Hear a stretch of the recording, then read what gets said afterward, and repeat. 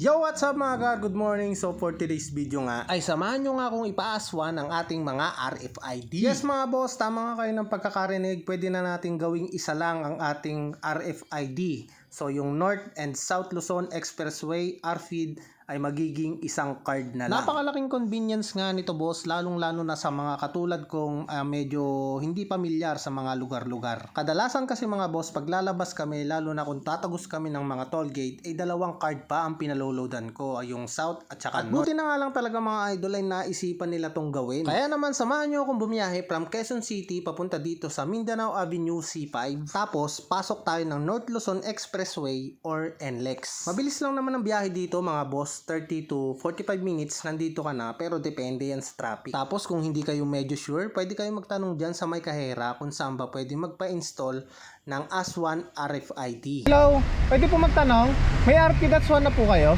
Meron sir, dun sa may pangalan po. Sa may tulay? Okay, thank you.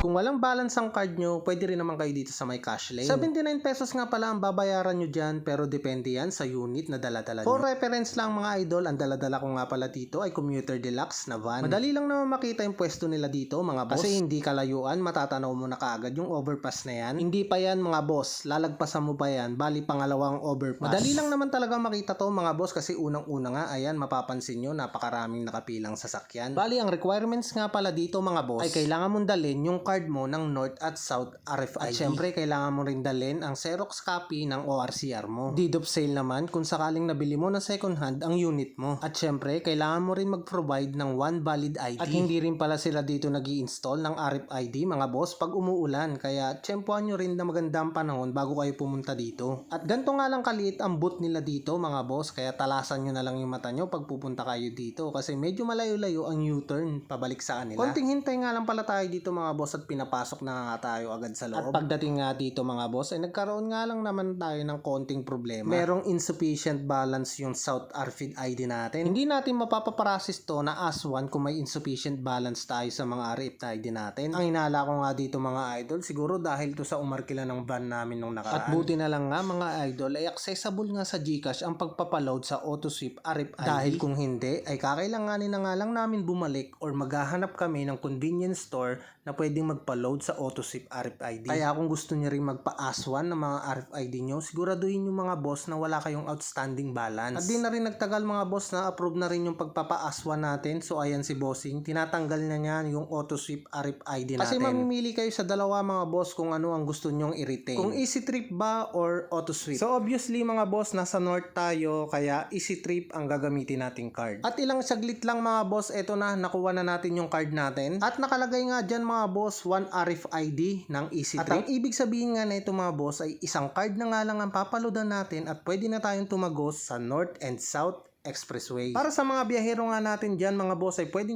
nyo nga gawin to para hindi na kayo kakaba-kaba na baka nga wala ng laman yung AutoSweep nyo or yung Easy Trip nyo. So hanggang dito na lang mga boss. Ride safe always. Sheesh! Got them all going. Shish, shish, shish, shish, shish. Yeah, be happy while I'm on. Shish, shish, shish, shish, shish. Yeah, got them all going. Yeah, hold on.